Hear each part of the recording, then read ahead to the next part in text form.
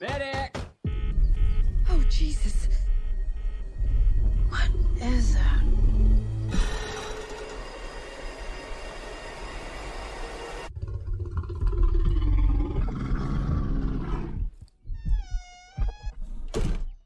Beth, we should go.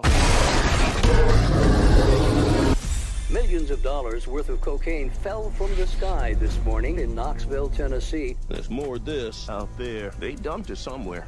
I'm looking for my daughter. Forest is a dangerous place. Hey, Henry, check it out. Something got into it. A deer, maybe. A lot of cocaine was lost. I need you to go and get it. No, don't eat that, don't eat that. Let's see what kind of effect that has on The bear! It fucking did cocaine! A bear did cocaine! There was a bear. A bear? It was far. Hey, that's inappropriate.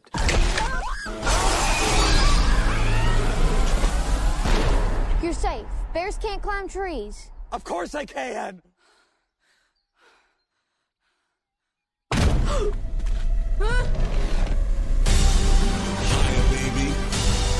Oh, shit. It kind of seems like the thing that stays with a man forever. Apex predator. High on cocaine. Out of its mind.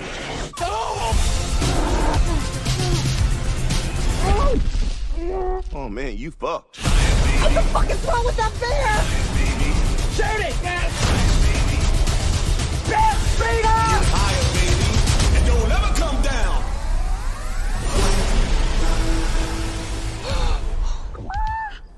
down. We have such good luck in nature.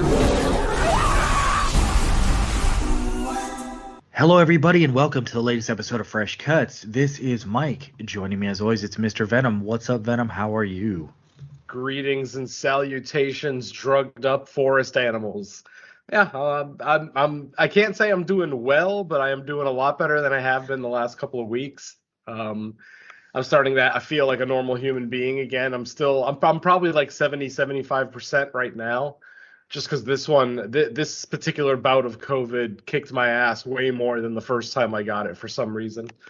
So, starting to feel normal. Did they identify like any specific strain you got, or are you not sure? No, I just took one of those standard home tests, with the the rapid little quick plus or test, minus. yeah. Exactly, yeah. Let's see. I tested positive maybe like 3 days before my wife did. My wife did end up getting it, and she's still obviously recovering herself, though she is back at work. We both tested negative by the middle of this past week. We both tested negative, so even though neither one of us is really 100%, we both kind of missed a lot of work, so we just went back. I work from home anyway, so it's not that big a deal. I can kind of vegetate at my desk, and as long as I'm half awake, I can do my job. Yeah, I'm still kind of like worried about like what a second time getting it would be like, because to be honest, I think I got lucky when we got it like at the beginning of last year, and I don't know if it was just a luck of the draw of the strain I got, but it was like kind of 48 hours of feeling fatigued, and then I kind of like recovered quick, but I'm like, the odds are that won't happen a second time, so I wish. Like hoping not to get it again. But anyways, I'll move it along. Also joining us as always, it's Don and Ellie. What's up, Don? Hey, what's going on? Always great to be here. All right, so if the intro didn't kind of tip you off, we kind of unintentionally took last week off. Obviously, Venom kind of just explained he got COVID, so there was a couple close calls. Like we almost recorded a late episode last week, but just after the three of us kind of talked, it just made sense to not push it and let Venom get some proper recovery. As you can tell, he's not even 100% today, but luckily he felt okay to record. So I only bring that up because now that we actually have a decent amount of subscribers on YouTube, I'm not quite sure if people are actually checking their weekly to see if stuff comes in. But if you noticed we didn't have an episode last week, that's why. So we will get into this one now. We covered Cocaine Bear. Shouldn't be that much of a surprise since it was a theatrical release. And I will get right into the synopsis. An oddball group of cops, criminals, tourists, and teens converge on a Georgia forest where a huge black bear goes on a murderous rampage after unintentionally ingesting cocaine. Folks, that synopsis pretty much sums up like the happenings in the movie. Obviously, you know, with the story, there's more details in how everything connects, but we're going to kind of do this episode a little different. We're not going to break out the general thoughts and spoiler section. Most people, I think, still watch trailers, so if you've seen the trailer, you pretty much know the setup really well. Yeah, with that said, yeah, we'll go ahead and get into it. So we're going to kind of play the episode out how it goes. Like I said, general thoughts, there might be spoilers in it, so if you don't want spoilers, I would say don't even listen to any of the episode until you've seen it. So with that, I'll kick it to Venom. Cocaine Bear thoughts. I thought it was pretty decent. I thought I had a pretty good time with this one. Ultimately, expectations are going to be low. You're going into a movie called Cocaine Bear. If you've seen the trailer, it's exactly as you would expect it to be. A random wild bear gets a hold of some cocaine. He ends up ingesting the cocaine, and hilarity ensues after that. And it's just a matter of if the comedy works for you, if the little bit of gore that we get in the film works for you. And overall, for me, I think everything worked. It wasn't necessarily a side-splitting good time, you know, like I wasn't rolling in the aisles laughing at these jokes, but I chuckled a lot throughout. I thought obviously the situation is so absurd. But what else can you do but laugh? You know, there are going to be one or two people in the movie that maybe you'd rather not see dispatched by the bear, but for the most part, it's pretty much just set piece after set piece of guilty pleasure kill. All these different, you know, drug dealers and gang members and just random, you know, folks throughout this forest and their interactions with this bear who's obviously on cocaine. There's some mild surprises here and there, nothing major. Like I said, since we're pretty much opening this discussion up to spoilers right away, I thought that the involvement of the Cubs was kind of interesting. For some reason, I would have just assumed that cocaine would kill a cub if it got its hands on it. But the fact that the Cubs actually were almost like a Cocaine Bear light in the sense that they weren't nearly as aggressive. They were a lot cuter while they were on the drug. But when Mama was around, obviously we did, they kind of followed suit with whatever Mom was doing. So, which kind of led to the very last scene of the film. But overall, I had a pretty fun time with it. Like I said, you can't go into a movie like this expecting The Godfather by any stretch.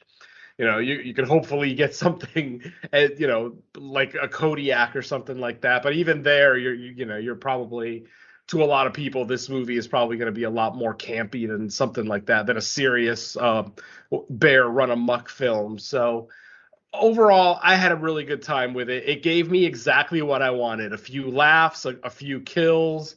You know, an hour and 35 minutes of a good time in the theater. You don't have to wait long for everything to happen. I mean, you get action almost right from the opening scene. Actually, you do get action right from the opening scene. So, yeah, good pacing. And like I said, no major revelations or story plot twists or anything like that. It's just the adventures of a bear on cocaine. So you just take it for what it is. And if it sounds like something that might be fun for you, I think you're going to have some fun with it. If it sounds stupid and ridiculous, then it's probably stupid and ridiculous to you, and you might not enjoy it. But overall, I had a really good time with it. Like I said, I kept my expectations low walking in, and I got pretty much exactly what I thought I was going to get. So I'm happy with it. All right, let's see if the happiness extends over to Dawn. What did you think of Cocaine Bear? Yeah, I'm right in line with this one. I had a blast with it. There's something really, really, really satisfying about just seeing the simple, no frills, down to earth, you know, just here's a premise, let's just run wild with it and just see where we go. And it was just a blast. It reminds me a lot of just on I hate saying this because I am a fan, but it sounds like Asylum with a budget. And it feels very much like one of those where this would be like the kind of film that they would make, but they would be, they'd be scaled down, but it would be essentially this kind of a film. You get the premise very early on. You get a bunch of just utterly whacked out, bizarre scenarios and setups, and you just have fun with it, and you just go along and you just enjoy the ride. And a lot of it is just exactly that. You're not really getting anything deep. You're not getting anything really meaningful. You're not getting scares for the most part. I mean, this thing is just way too silly to be scary.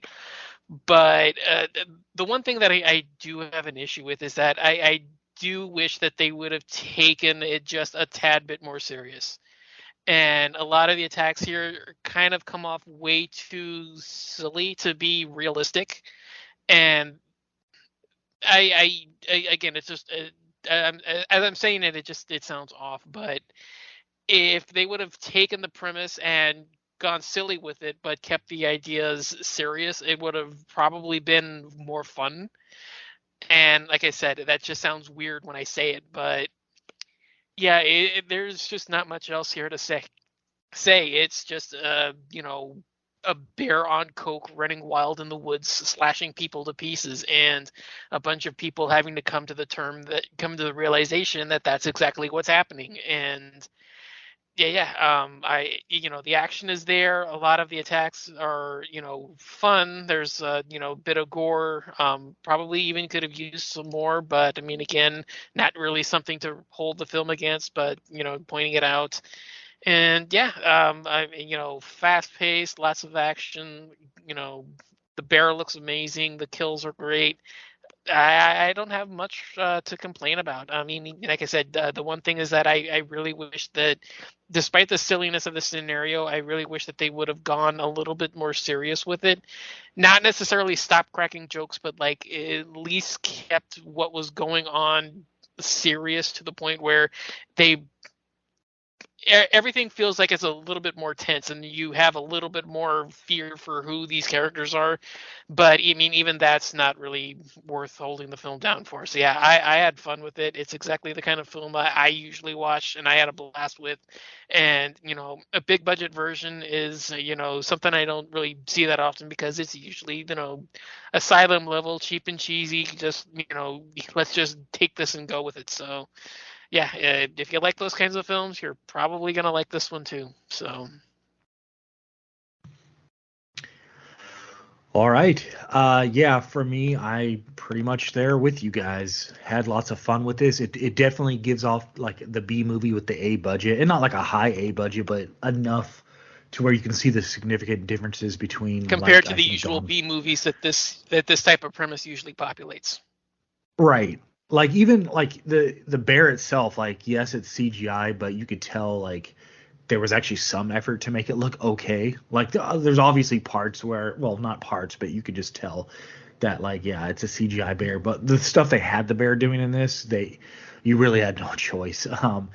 Now, like Don said, or maybe to piggyback off what Don said, this is like a comedy first. So if that turns some people off, I could see them not liking it, because if they're thinking horror comedy, I would say it's more comedy horror. Like there's blood and gore, and some of the kills are good. We do get like body parts kind of thrown around at certain points, but it's definitely a movie that wants to be funny first. And it makes sense, because a movie like this, you're probably wanting to bring in like a crossover audience that want to see like a funny good time as well as like the bear killing people. So it makes sense. I got a kick out of most of the characters. I thought they were well written. I liked how, when you have this many characters in a movie like this, it's obvious like, well, some of them are going to be there for just fodder. But I felt even the characters that were there to die, they were still written well enough to where you were kind of interested to seeing like how they met their demise. Like they still had something to do. They still had something significant in the story that led them kind of up into the forest. I like how different groups of our characters that start off on their own kind of side arcs. They come and kind of are merged together at certain points and then separate again. So different people have different reasons to be in there, but I found all of it interesting. It's not, overly long. It kind of gets you in and out. It's paced well. Like Venom said, it starts off pretty much showing us what's up from the beginning, getting into the movie. I love the opening scene when the dude, I guess he was a cartel guy. He was throwing the duffel bags out of the plane, and when he goes to jump, he hits his head and just falls out. Yeah, I don't really have a lot of negatives on this. Like, I can see why people out there won't like it as much as kind of we did, but I mean, if you're in the mood to kind of like laugh and see some kills, then I don't really see where the movie goes wrong in that sense. I think it's just going to be a matter of if it's too silly for some people, but for me it wasn't. I kind of felt like with the name of the movie, Cocaine Bear, like if this movie would have been called something else to like maybe imply that it was like a serious animal attack movie, like a hard-edged horror movie, and then you get this, I would understand. But I mean, the name of the movie is Cocaine Bear, so it's like you're going into it knowing exactly kind of like what the gimmick is, and you have to assume that it's going to be very funny, or at least they're going to attempt to. And luckily for me, like most of the funny stuff was written well, and I did laugh at it, even just sometimes when the characters are messing up at what they're trying to do, and sometimes fatal results in that matter. That was kind of hilarious. But yeah, I would say go see it. It was funny. It delivered on what I was hoping. One of my kind of apprehensions going in was like, okay, the trailer sets up something funny, but is it like not gonna quite be as over the top or as funny as the trailer sets up? But I thought it delivered pretty well on what I was expecting. So yeah, I was a fan of Cocaine Bear. It was a good time at the theater, and it was the crowd I was with, or the theater was decently attended, and it seemed like everyone there was eating it up, like laughing and finding it pretty funny, and like oohing and awing at like the kills and stuff. So that's always a good sign. Yeah, I did go back and watch the trailer, and yeah, I thought they did a pretty good job with the trailer, giving us exactly what to expect. It's like I said, it's not high art, but it's also not an asylum film. So it's got that nice middle ground there where you've got some of the funny aspects of something that the asylum might make, but then, like I said, you've got a little bit of gore, you've got a little bit of decent CGI. Some decent performances. I mean, we do have a couple of name actors in here in Kerry Russell and Ray Liotta, rest in peace. I will say I don't know how I feel about the fact that the last time we're going to see Ray Liotta on film, his intestines are being eaten by bear cubs. Like, as I'm looking at that scene, I'm like, I don't know how I feel about this, because I love Ray Liotta. Ray Liotta is one of my favorite actors ever. And to think that this is going to be his last frame of film ever is like, oh, okay. But I mean, he chose the film, obviously. It's not like he knew he was going to be checking out anytime soon. But it definitely does look like he had a good time with it too. I mean, even though he's playing a hard ass throughout the entire thing, I just feel like it seems like he had a pretty good time making it. Or I'd like to think that anyway, obviously. And they do give a nice little memoriam there at the end of the film, a little in memory of Ray Liotta message there at the end. So that was nice of them. But yeah, like I said, I mean, you can't really go into this movie expecting Citizen Kane, guys. Whether you see the trailer or not, all you need is the title, Cocaine Bear. I mean, what else is there? So, if you actually walk out of this theater disappointed at what you got, I just don't know what the hell you expected. It's kind of like when I go into an asylum film called The Aquarium of the Dead. I'm not expecting The Shining by any stretch of the imagination. So I was satisfied. I had a great time with it. I will say my movie going experience was odd because I actually had people walk out of the theater, believe it or not. I had at least 3 total people. A pair of people walked out first, and then a single person walked out about 10 minutes later. I'd say this was probably just before the halfway point of the film.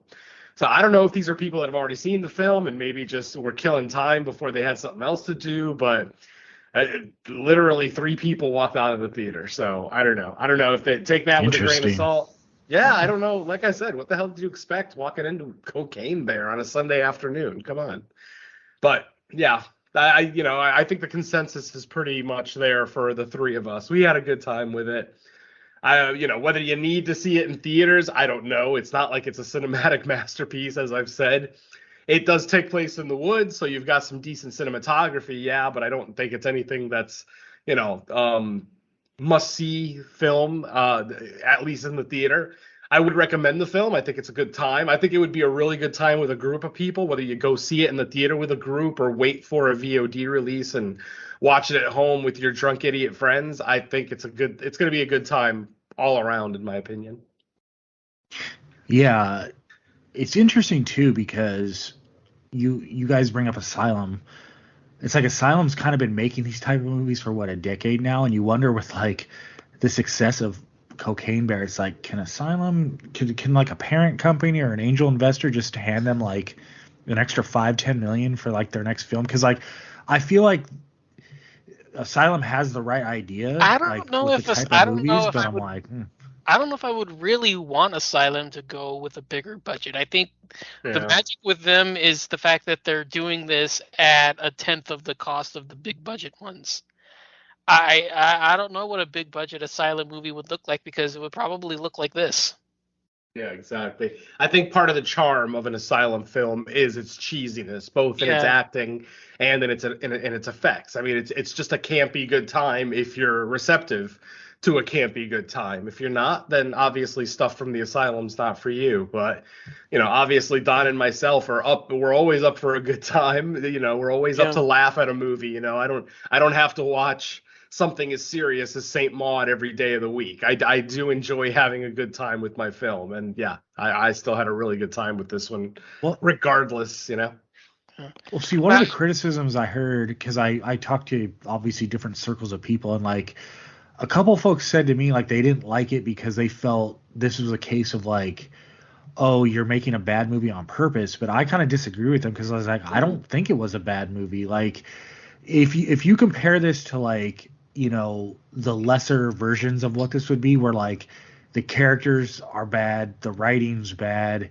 the kills are like just so like just generic.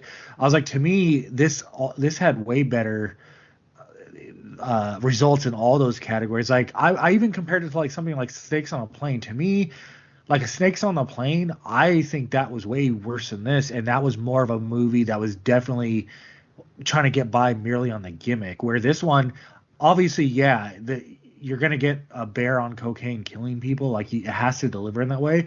But I still found, like, the actual, like, writing, the jokes, like quality. Now, is it, like, the funniest thing I've ever seen? Of course not. Like, they're not going to have the top comedy writers in, like, all of film and TV. But I didn't feel like this movie was purposely trying to be bad. It was just staying within the genre of, like, comedy, Mm-hmm.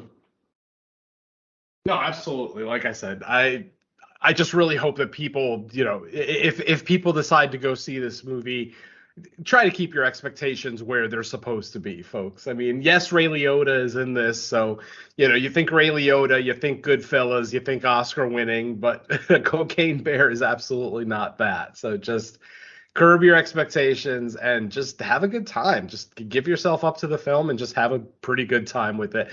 I think you'll know just from seeing the trailer whether the movie interests you or not. If the trailer doesn't make you chuckle at least a couple of times, then don't waste your time with the movie. But I mean, if the trailer, at least the concept and the premise of what you're getting, works for you at least on a comedic level, then I recommend the film. I had a really good time with it. Yeah, this is definitely a case where the trailer's not trying to hide anything coy. Like it's not like the trailer's trying to show you a comedy and you're getting like a serious, like, no. If you saw the trailer and you're like, oh, that looks interesting, that's exactly what you're gonna get. Yeah, and if you saw the trailer and thought that looks stupid, that's exactly what you're gonna get. Yeah, pretty much. And it's not a bad thing either, folks. I mean, the three of us are all sitting here saying, hey, this isn't a great movie. I can't imagine it's going to be in my top 10 at the end of the year, even though it's pretty high on my list right now, after only about, 32 movies for 2023 thus far. But because of the way I do my list, it might be. But, I mean, if I was to do my overall one, I doubt it would be there. Exactly. We've got some pretty cool creature features coming later this year that I'm really looking forward to too. So, obviously it's early in the year, but for the time period, for maybe not the hottest time for genre fare, January, February, beginning of the year, I thought we've had a couple of decent ones so far this year, and Cocaine Bear just kind of continues that streak for me. Yeah, kudos to Elizabeth Banks too, because she was the director. Yeah, Gladys almost redeemed her from Charlie's Angels. Almost. Almost. I actually like Elizabeth Banks. I do. So I'm happy to see that she's kind of playing around in the genre. So I'm open to it. I'm down to watch her make. As I say in the chat here, the next year's sequel will be PCP Panda, and then in 2025 we might get like Meth Monkey or something. I don't care. I love this concept. Drug-addled wild animals. I'm on board for this all day long. Give me one a year. Make it like the next Sharknado. Give me one a year, and I'm a happy boy. Mm-hmm. Since that's gone away, I wouldn't mind that either. Right? Obviously, I don't know that they would always be theatrical releases, because I would imagine it's going to be diminishing returns on this concept depending on how often you do it. But I don't care. Put it on the Sci-Fi Channel. I'm happy. Though I wouldn't be surprised if we get one, like rip-off ones anyway, something from the Asylum. There already is. Yeah. What was that? Meth Gator, I think. Is that the name of it? Yeah. Yeah, Meth Gator. Yeah, there's already one called Attack of the Meth Gator, which this concept could go on for years. I love it. Yeah, but I don't know. I mean, what else can we talk about? Obviously, I mean, like I said, walk through. What's the point? Bear gets cocaine. Bear kills people. There's your movie. That's your walkthrough. It's really just a matter of who lives, who dies. We get some what do you call it? Some redemption stories, so a couple of characters in the film that maybe start out as villains kind of end up being somewhat heroic characters, if not likable characters by the end of the movie. Obviously, Ray Liotta plays the boss, Sid, the boss of this gang, who's obviously most concerned about all of this missing cocaine, because he'll be on the line with the Colombians for this. I think they mentioned Colombians. I forget the country they mentioned, but yeah. That sounds right. So, go ahead. Yeah. No, I was gonna say it sounds right. I mean, coming from cocaine in South America has got to be Colombia. I think there's only one non-bear kill in this, right? The sheriff gets killed by Ray Liotta. Which was one of the funnier kills, actually. I mean, it is funny that there is a character in the movie. Actually, two. You're right, two.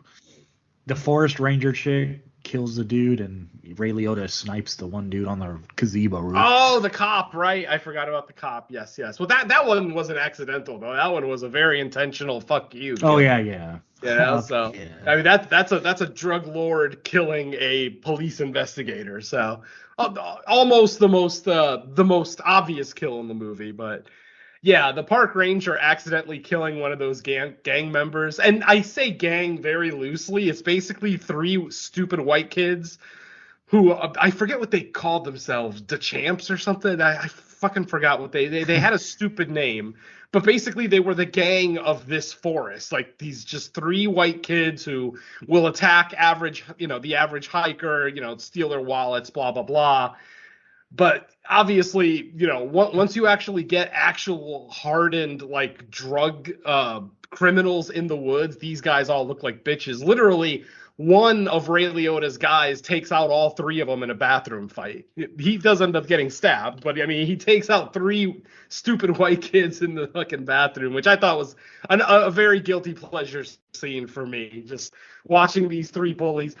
The fact that they walked into the bathroom, saw that guy standing there, and still continued with their plan, I just thought was fucking hysterical. Like, why would you not just turn around and say, yeah, you know what, let's not fuck with this guy. He doesn't look happy. But nope. Yeah, I like that they keep with the small town feel with most of the characters, because that's exactly what it would be like. Like, this is obviously like a little small mountain town where like they're more hoodlums than they are like gangsters. So probably they're used to just, oh, we're gonna scare like the touristy hikers up here that won't put up a fight and just give up their stuff.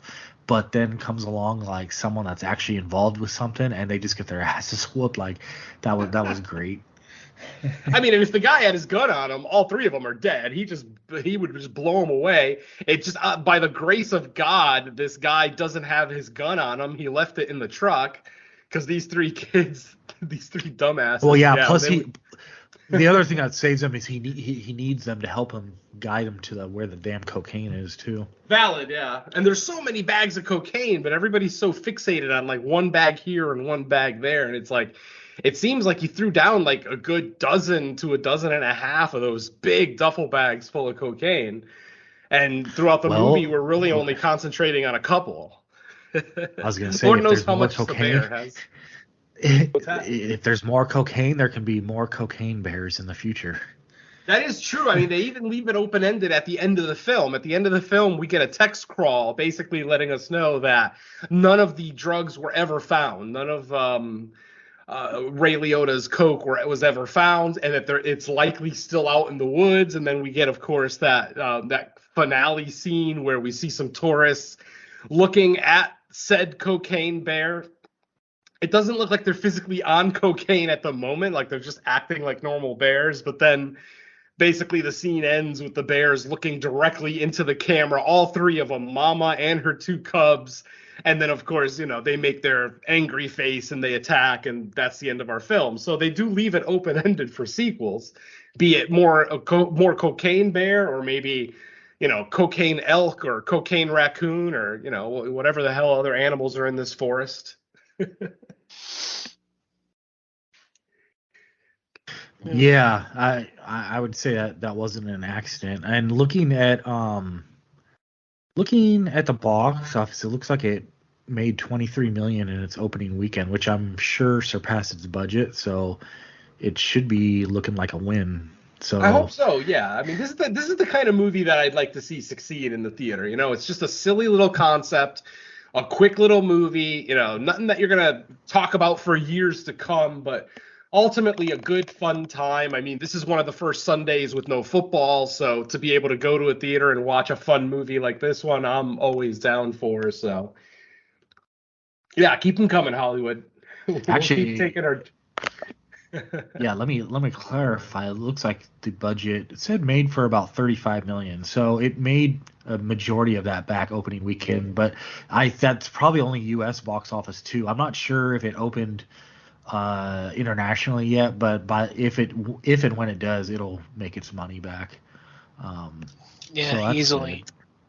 Good. Yeah, I think so. I mean, if it's already past 20 million, it should easily do another 10 next weekend. Usually you get about a 50 to 60 percentage drop off from week 1 to 2. So I think, if it's got a 35 million budget, I think it'll make its money back in 2 weeks, which is a good sign. Like I said, it's a good movie. It's a good movie to support. It's a different concept, something that we don't always see in the theater.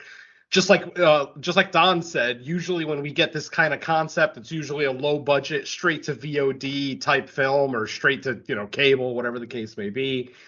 So to be able to see something like this in theaters and actually have it turn out to be a pretty decent movie, that's an absolute plus. So I mean, I'm not sure what else we can even say about this movie. Like I said, our premise is so thin, but in execution, it turns out to be so great. As far as the kills go, I mean, yeah, dismemberment, some a disembowelment here and there, one severed head. I think we get one severed head in the film. Well, to me, what Cocaine Bear shows is like the lesson that Megan didn't get was like, don't be afraid to just make these schlocky movies like rated R and like add the extra like gore and blood to the kills. Now, like in our episode on Megan, like I tried to lay out maybe a reason why that particular one they cut it to PG-13, but like a movie like this, it's like just don't be nervous. Like to give us the gore, give us the kills, and just make it a fun time. And I think you kind of had to rate it R, even for like the comedy, you know, because like the kids were cursing up a storm, and like they really didn't even, or they definitely didn't hold back much in this. Like obviously for film fans like us, no, it's not like the most over the top thing we've ever seen, even for animal attack movies, but it was good enough with the rated R rating that it still delivered enough. Yep. Absolutely. I'm not sure what else we can really say about this one. My throat is starting to give out, but yeah, just again, I recommend this one. I think if you're a genre fan, I say go out and check it out. Like I said, it's probably not, vital to see it in the theater, but I still say it's a really good time. Get your friends together, go check it out. Go check out a matinee. Or, if you're more inclined to watch it at home, wait for the VOD release, get some friends together, and just have a good fucking time with it, because I think that's what this movie's made for. It's just made to have a good time watching it and, get together with friends, laugh, have some beers, have some other stuff if you're inclined. But yeah, I can't recommend it enough. I had a really good time with it. I might actually go check it out in theaters one more time before it leaves, just because I did have a good time with it today. Yeah, it's a good point you make about a movie like this, because I'm personally someone that doesn't mind like going to the movies by themselves, but I'm kind of glad that my theater had like a good amount of attendance for this for the showing I went to, because if you can't be with your own friends and stuff, just being among people for a movie like this just enhances it, because everyone's cracking up, everyone's getting into it. As soon as the audience kind of realizes like what they're in for, which we've already kind of said you should have known by the trailer, but in the case that maybe some people didn't even see the trailer, they just heard the name of the movie, about 10-15 minutes in, you realize what kind of movie you're going to get, and as long as you're on board for that, it's just a nonstop good time. Yeah. And thank you, filmmakers, for not making me watch a bear die on film too, because that was one of my concerns going in. That, we were going to get this big climax with a bunch of hunters who all, bring the bear down or something. And, I've made this point on Creature Comforts before, how I rarely look at the creature as a true villain. Yes, they are the antagonists. They are, causing the struggle that the protagonists are going through. But 99% of the time, they're just acting the way they're supposed to. Monsters act like monsters. That's what they do. Bears act like bears. Obviously, this is a special exception because the bear is coked up out of its mind, but I still applaud the filmmaker's choice to not have to make me watch a bear, or more than one bear for that matter, get whacked at the end of the movie. So yeah, kudos to the filmmakers there. It's funny you bring that up, because once they introduced the cubs, I was like, okay, well, now that we have two cubs, that already justifies if they were ever to make a sequel, like we have other bears. So I was like, uh-oh, does that mean that the mama bear is going to get taken out, because we still have a direct link to the first one should they make a sequel now? But luckily for the animal lovers, even the animal lovers of computer generated animals, no bear death. There actually is an actor there is an actor credit for the bear. So at some points there must have been a guy in a suit. Maybe somebody. It could have been mocap, yeah, or maybe just some far away shots type thing. But yeah, the bear does actually have a human actor credit for whatever that's worth. Interesting. Yeah, there could have been a scene or two, like the one where the bear does the cocaine and it's on his back, kind of sliding backwards. Like maybe there's a human in there. Or maybe you have to kind of comb over it with your. Or maybe it was the wrestling sequence with the hunters. Potentially, yes. That'd be really hard to do with CGI. There had to be some kind of practical thing that they were wrestling with. Yeah. That could probably be the scene, or maybe it was, like I said, motion capture or something like that, just as like a baseline to work with. Yep. I mean, if we're talking actual sequences, I think the wrestling match would probably be the most likely choice. But exactly. I mean, unless we get, unless they do like behind the scenes thing on the Blu-ray, I can't say for sure at this point. Yep. Well, folks, I don't know what else to say about it. I loved it. I think we've pretty much discussed everything I liked about it. We didn't go over every single kill, but like I said, it's a bear. They chop, they bite, they slash. You kind of Yeah, know. there's not much plot points to go over or story, so that's why I think it was a good decision just to kind of throw one big segment instead of separating it out. There wasn't really much need to. There's not many surprises. Like you can pretty much tell from the beginning which characters are kind of meant to make it to the end and which ones aren't. So yeah, the way it kind of plays out, like, yeah, I kind of expected these people to survive. So yeah, that's true. But yeah, and even for a silly little movie, I know, like, one of my biggest issues is just like shitty characters and just a bunch of just bad characters that I don't want to support. In this movie, you get some bad characters, you get the guilty pleasure kills, but then you get some actual decent characters, some halfway intelligent characters, people that you actually want to get behind and see survive, and then of course Ray Liotta as, the main human baddie of the film. And, Ray always does a great job playing villains. So yeah, I can't recommend the movie enough, honestly. I say check it out. Even if you don't do it in theaters, check it out, sooner than later, because it's a fun ass time.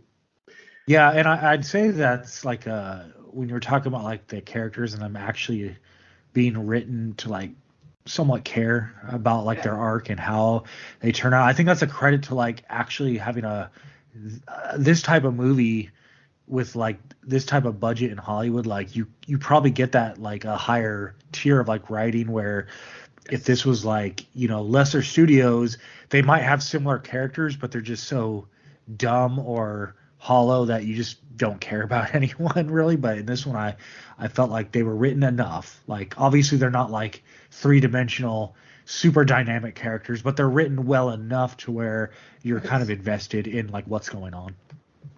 Yeah, I just looked up the writer of this film, Jimmy Warden. The only other credit he has for writing is The Babysitter, and which I think is a movie that we all enjoyed. Interesting, yeah. So there is some pedigree there, for this film. Not bad. Good job. Cool. Well, if that's going to wrap it up on Cocaine Bear, I guess we will discuss what we've been up to. I'm guessing me and Venom don't have a whole lot, but Venom, I'll kick it to you just in case there was something that released since we last recorded. So do you got anything new? I have nothing released. I am still in the process of editing Creature Comforts episode 15. I'm just about done.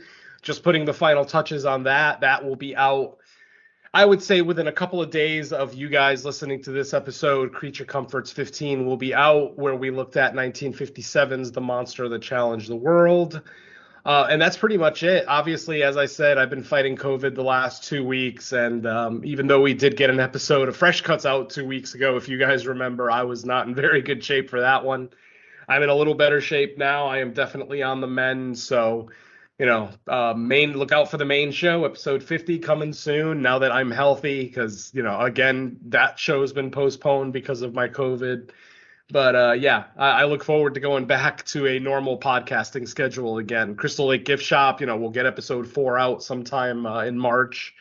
So but not much from me right now, unfortunately. Just lots of fluids and antibiotics. Nice. I feel like by the time we record the main show, we're gonna have to do like a whole show on itself for what we watched, because I have my episode kind of like itinerary list, and the section on it that I would list off the stuff I watch, I keep having to squeeze in another movie title in like the small space I have designated for it. So I start crossing stuff off, like, that was like a month ago I watched, so I need to go with newer stuff. But it'll be interesting. Should be coming soon. We've almost recorded it a couple times. Yeah, exactly, and that's on me for the last couple of weeks. But I did also want to give one update that maybe nobody's really looking for. I did check out Megan, the unrated cut. And I have to say that I do enjoy Megan a little bit more with the unrated. I know I didn't give it the most glowing review. I did enjoy Megan in the theaters, but after watching it this weekend unrated, this is what we should have gotten in theaters back in January. This was fun. This was guilty pleasure. It was gory. The kills meant so much more because they were so much more painful. Especially the kid kill at the beginning, like the very first kill, not at the beginning, but the first kill of the movie, Megan's first kill, so much more satisfying in the unrated version. So if you're on the fence, is her first kill the one where the kid gets tossed in front of the car, or is there one before that? I thought it was that one, right? I thought it was the kid with the car. I mean, the dog, yeah, maybe. I think the dog was the only thing before the kid, but the first human kill, I guess I should say. Right. Since the dog was kind of off screen. But yeah, it's so much more satisfying. Is the unrated cut, is it mostly like extended scenes as opposed to like deleted stuff? Yeah, there's no actual deleted scenes. No. It's literally just the kills are a little bit more expanded. Ronnie Cheng's death is a little bit bloodier. The kid in the elevator, you actually see what happens to him. You don't see what happens to him in the PG-13 version. Just basically every kill in the movie is just a little bit juicier. I mean, I think the runtime is literally only like a minute and a half longer than the theatrical. So it's just some extra blood here and there. But for whatever it's worth, that made the movie a little bit more fun for me. Just throwing out that little, because that, a horror comedy, because I know Megan, it's kind of hard to label it horror comedy, though it does have its whimsical moments. So I feel like a little bit more over-the-top gore would help it. And here we are reviewing Cocaine Bear, where they did go ahead and, have some fun with the gore and blood and whatnot, and I think it worked. So, yeah. So if you haven't seen the theatrical Megan, check out the unrated. I was going to say, a big difference is, like, Cocaine Bear, I 100% guarantee we're supposed to be laughing. Megan, I just wasn't – I was laughing, but I wasn't sure if I was supposed to be. Exactly. All right, I'll kick it over to Dawn. What do you got new, Dawn? Yeah, so my last two episodes of Horror Countdown, because there's been a week hiatus. First off, I had one where we looked at 10 films that need sequels and why they do. So basically, films that either stopped a franchise cold and never really carried on, or films that just, we never really got any kind of follow-up or any, extra enhancement in the universe that we desperately wanted. And the latest episode is one where we looked at 10 films that we want to see remade. So we answered the age-old question, what films do we want to see get an update and reboot? So both of those are currently available. I have 2 guest spots coming up. One is recorded, but I don't know the release date, and then one is to be recorded, and I don't know when we're getting together, but we've got all the plans worked out for that. The recorded one is a show called Road to Nowhere. This was one that I talked about for a couple of times, and it was pushed back, and we finally got it together. This is me talking with a friend of mine about 3 Lucio Fulci films, and it was an absolute blast. I really enjoyed it, and definitely looking forward to that. But again, I don't know the release date, so I may be hyping this one for a while. I don't know, but I mean, I'll definitely let you guys know. And the one that's upcoming is I am returning to the Horror Returns to do a special March Madness on elevated horror, which should be fun because I'm not really a fan of a lot of the films, and that should be interesting because I'm going to talk smack on all kinds of popular genre fare from the last decade or so. So if you want to see me get canceled, I am definitely going to let you guys know about that. But yeah, other than that, oh, yeah. I know the films we're going to be talking about, and I hate most of them. So this is going to be fun. But yeah, nice. Yeah, that is going to be recorded soon. But other than that, I don't have much else. So just those 2.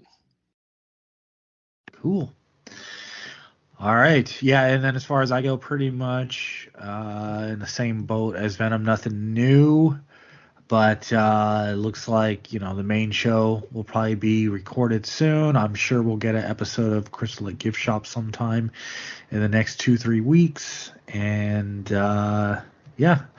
As far as next week, there are, like, limited stuff releasing. My only hope and wish is that we avoid the Children of the Corn remake because, man, I know you guys. Well, I know Venom doesn't watch trailers, but man, that trailer gave me about zero hope that it's gonna be. No. It was like Firestarter remake bad level to me. Oh, Jesus. Now I will say, like, I did read enough to know that the remake is not like a straight remake of like the original story. Apparently it's its own thing, but that still doesn't give me any hope based on what I've seen of it so far. So they're gonna actually forget the book and actually do something interesting with the concept for once? I don't know if I'd say interesting. I'd say different, but the trailer really doesn't give away enough to say what they're doing. It looks like one of those theatrical movies where it's like cheaply made. Like, I don't know, man. It's hard to explain. Like, I don't want to go over the whole trailer, but it just doesn't give me much hope. Is it more a Texas Chainsaw remake or more? I would say like Street? Firestarter remake.